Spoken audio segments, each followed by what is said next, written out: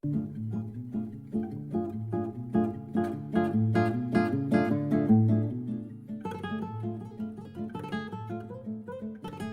and welcome to 5 Minutes with Sean, maybe 10. Before we get into it, can I get one more shout out for my boy Fareed Haq and Goran Ivanisevic here on the Seven Boats album. That is our running in music here, as well as our leaving music. And the name of the song is Gypsy Circus. As I said, it is on their Seven Boats album. Check it out. They are unbelievable musicians. And as I've always said, Gypsy Circus really fits not only our business, but probably the way I view things as well. So, jumping into today, guys, today's about the money. It's about pay plans. For someone, again, who's sat on both sides of the table, pay plans are always fluctuating, never positive. GMs change out, pay plans change out, things of this nature. And so I wanted to discuss it because I get asked all the time, Sean, what's the best pay plan for salespeople? Or how do you pay BDC agents? So I'm going to try and tackle those two here, time permitting, because as always, we've made a promise to you here to be within 10 minutes, unless we're doing dealer recaps or dealer interviews or any of our interview pieces, which we are looking forward to bringing you in 2018. It's an exciting part of the podcast here. You guys have had some great feedback. There's been some great engagement. So we are going to take it to the streets and start releasing out to you guys early 2018 and throughout 2018 an interview portion of 5 minutes, maybe 10 with Sean. So that is exciting times for all of us. So anyhow, on this topic, are you a commission-based store? Do you pay just flats? Do you have tiers based on units? How do you go about it? Are you non-commission salespeople because you have a one-price store? Look, I've seen that model be extremely successful, the one-price store. That similar no negotiation. Now, it didn't work for Saturn long term, but it can work at a dealership level. It's, as the car guy in me, it's a little tough to watch people lose a deal over $250 because they are so strict to the policy of one price. That is all. But I love the commitment. Just as a car guy, I hate to watch people walk over $250 a nickel. Doesn't matter. I never want to walk a car deal.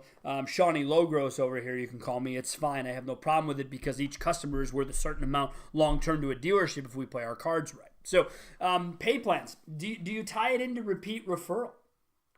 Do you have anything that are SPiffs involved? Is there OEM cash on the line, right? These are some of the things to consider when putting together a pay plan. One of the things I tell people all the time when this conversation comes up is, with your pay plan, does it match your goals? Sean, what do you mean? Are you a growth store? Yeah, we are. Then why are you paying your salespeople flats based on units? Are you a unit store? Yeah, then why are you paying your salespeople based on gross? Now you say to yourself, Sean, my God, where does that happen? Plenty of places, plenty of times. Okay? I know it seems like it should never happen. Oh my God, that's so silly. Why are we talking about this? But we are, because it doesn't and because it's important. Okay? Do you tie, for those of you who have trunk money, and basically what we mean by that is you have a 90-day rolling where you have to move a certain amount of new cars. If you do it retroactively back to unit one, you'll be paid X amount of dollars per unit. Do you have those setups? Do you pay sales managers and salespeople and BDC agents based on that trunk money, or is that your own money from the owner or general manager standpoint? I beg of you to think about it that way, because if you do, I can tell you now, A, if you're doing the trunk money deal, commit from day one, don't decide on day 15. And 2, involve and pay everyone a fraction of what's at stake. I'm not asking you to give it all up, but everyone will pull on the rope the same way if we do it, right? That's important to me. Now, I'm going to assume most of you are moving to a unit and or tiered basis pay plan for new cars.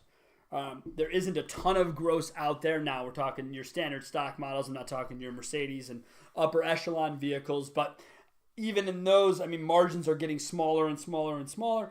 And so the idea, right, is probably to pay salespeople based on units. And, is CSI a tie-in for you? Because if it's not, it probably should be ongoing. And is the pay plan, do you continually change it? And if so, why? Right? Constant change is not always a good thing, especially in pay plan. From someone who's been in this business his whole life and has worked 100% commission for the majority of it, I can tell you the one thing that is frustrating is when pay plans are changed constantly. And that's frustrating because this is my source of income, so I know it inside and out. Now, you hear the phrase all the time, wow, that guy's working his pay plan. And what is your point? That is exactly what we as salespeople and we as managers, and even to that fact, we as general managers are supposed to be doing. Working the pay plan. Getting as much out of the pay plan as possible while providing as much value to the store as possible. So when I start looking at things, there's another thing we used to do back in the day when CRM started to come out and people weren't using them. And gosh, I'd say that now thinking it's different. I know it's not. We tied in logging CRM usage to pay plans. We also did a fine system if people weren't done on time. If they didn't have their ups logged from the day before they left, the next morning they'd come in, there'd be a fine on their desk. Pretty cool. Didn't go on for too long. People stopped wanting to be fined and start doing their jobs. SPiffs seem to be not a thing of the past, but not as important as they were when I started back in the late 90s. And I can tell you something from a money standpoint, from an energy standpoint. When I walked in a Saturday morning in Chicago to a sales meeting, there was a stack of hundreds on the desk. And basically the meeting was, hey, here's the money. Come get it. Every time you sell a unit, come in my office. If you sell a hat trick, come get 4 of these. That was a huge, huge deal. Cash in fist. As I left, go out, mama don't know money, whatever you want to call it. In my case, I was 18 years old and burned that thing up about 30 seconds later from leaving the dealership. But still, SPiffs are important, but make sure they're aligned with your goals. So if you're trying to move a specific number of new units, and those new units are specific models, tie the SPiffs, tie the pay plans, but make sure that they're additions or amendments to the pay plan for a given month. Make sure the basis of that pay plan stays the same, and stop screwing with people's money. We have a turnover issue in our industry. It's tied to screwing with people's money. I can tell you that right now, having heard it firsthand. So stop screwing with the money. Stick with a pay plan and stand by it. But you're going to have to pick sides. Who are you? Are you a growth store? Or are you a unit store? You can't be both. If you could be, and there was an easy way to crack that code, I would have cracked it by now, written a book, and retired, and wouldn't even have to do this, right?